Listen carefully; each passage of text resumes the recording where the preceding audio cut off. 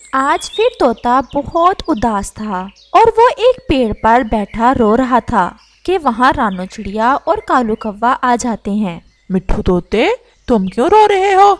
जंगल में हर तरफ बहार है, फूल हैं, फल हैं, हर चीज है इस मौसम में तो जंगल में, लेकिन तुम क्यों रो रहे हो? कालू, जब अपने साथ ना हो तो क्या फायदा इन मौसमों का? क्या करना इन फूलों का? मुझे कोई भी चीज अच्छी नहीं लगती। लेकिन तोते, तुम्हारा बेटा तो तुम्हारे साथ है, फिर कौन याद आ रहा है तुम्हें?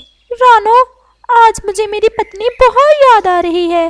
तोते, तुम्हारी पत्नी तो मर गई हुई है और यहाँ तक मुझे याद है, जब से तुम इस जंगल में आए हो तुम अपने बेटे के साथ अकेले ही रहते हो। नहीं कव्वे, अगर मेरी पत्नी मर गई होती तो मुझे सब्र आ जाता। तो फिर कहाँ है तुम्हारी पत्नी? क्या तुम्हें छोड़कर चली गई?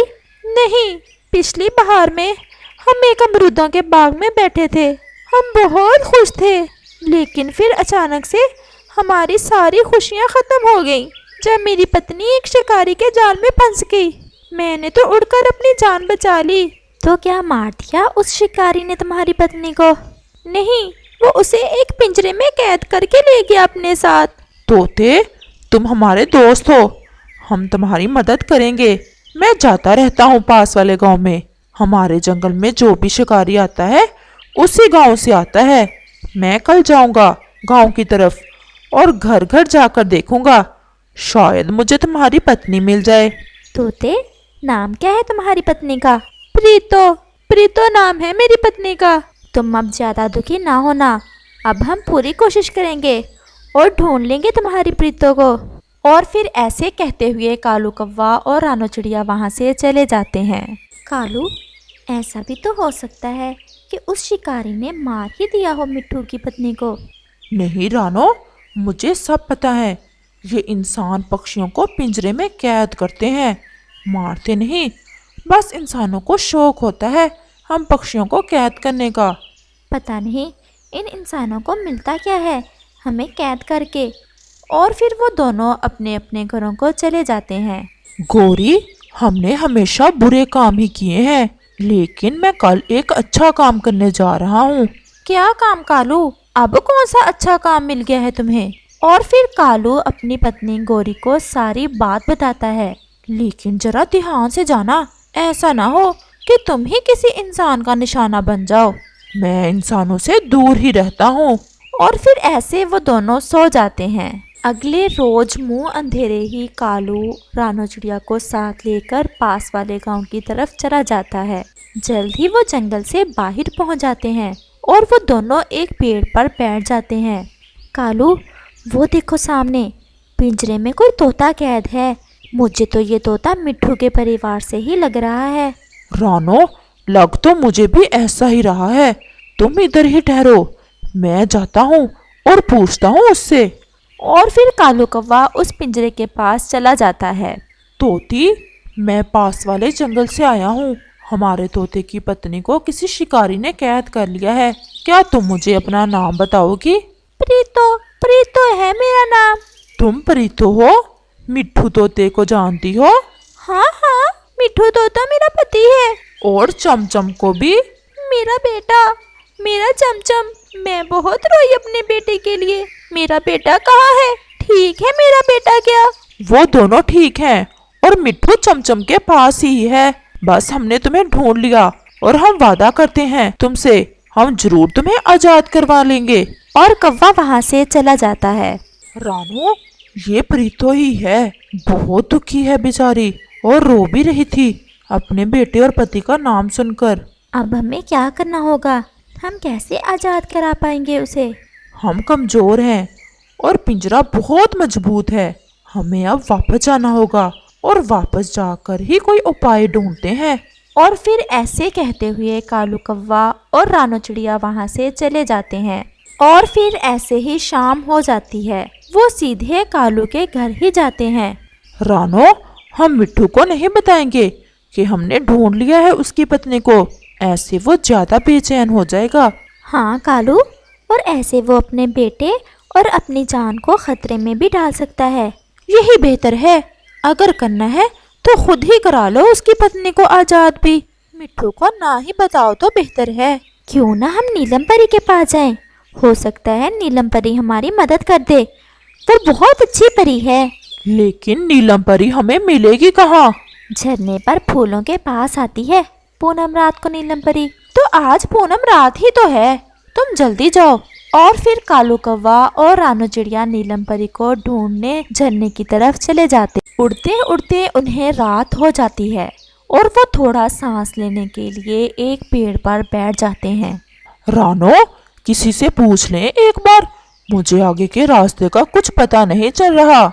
हाँ कव्वे, वो देखो सामने कबूतर बैठा हुआ है अपने घोंसले में, हम उससे पूछ लेते हैं। और वो कबूतर के पास चले जाते हैं। नमस्ते कबूतर जी। नमस्ते चिड़िया, तुम इस जंगल में क्या कर रही हो? हमने नीलम परी से मिलना है। वो तो तुम्हें झरने पर मिलेगी। आज पूनम रात है, आज तो जरूर आएगी नीलम परी।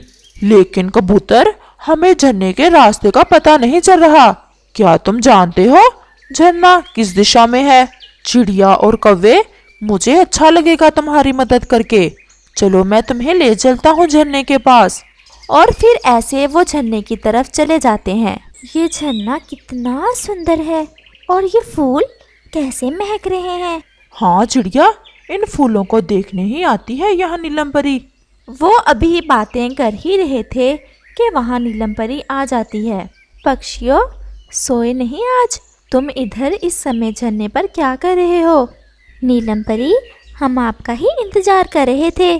क्या बात है चिड़िया, क्यों इतनी उदास हो? और फिर रानू चिड़िया नीलम परी को सारी बात बताती है। नीलम परी, हम कमज़ोर हैं और उस तोती को नहीं निकाल सकते उस पिंजरे से। आप हमारी मदद करो। नीलम परी, अगर हम मिला दें उस परिवार को तो हमारे मन को बहुत शांति होगी। मैं तुम्हारी ज़रूर मदद करूँगी, लेकिन मुझे दिशा का नहीं पता। हम आपके साथ चलते हैं। हमें पूरा विश्वास था कि आप हमारी मदद जरूर करोगी।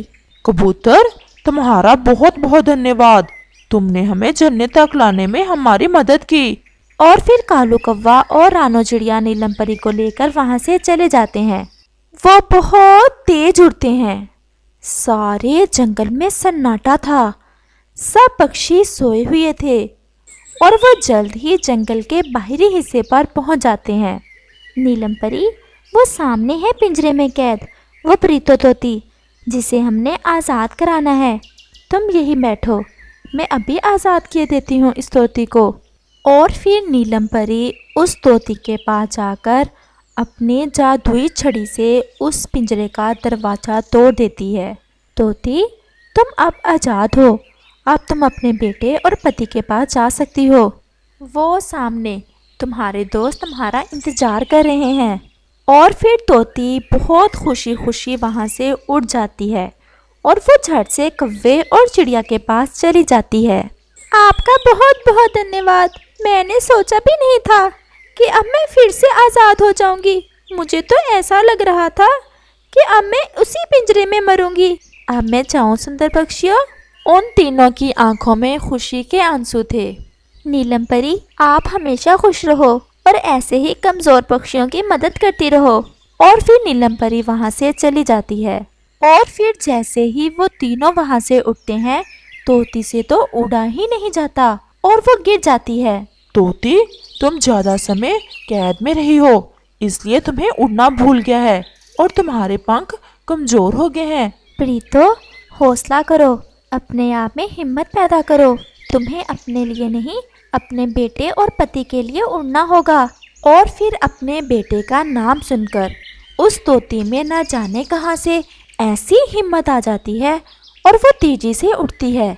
और वो सब जल्द ही तोते के घर पहुँच जाते हैं। तोता और उसका बेटा सोए हुए होते हैं। चमचम, मेरे बेटे। प्रीतो की आवाज़ सुनकर झट से उसका पति जाग जाता है। प्रीतो, ये सच में तुम हो? कहीं मैं कोई सपना तो नहीं देख रहा? नहीं मिट्ठू, हमने अपना वादा पूरा किया और देखा, आज़ाद करा लाए तुम्हारी पत्नी को। और फिर चमचम जल्दी से अपनी माँ के गले लग जाता है। ये सब कालू कौवे और रानू चिड़िया के कारण ही हुआ है। अगर ये ना होते तो शायद हमारा परिवार कभी ना मिल पाता। सच में जो खुशी कोई अच्छा काम करके होती है, मुझे आज उसका एहसास हुआ है। इतनी खुशी तो मुझे मिट्ठू के कभी अमरूद चराने में भी नहीं हुई थी जितनी आज हुई है। कालू कौवे की बात सुनकर सब हंसने लग जाते हैं।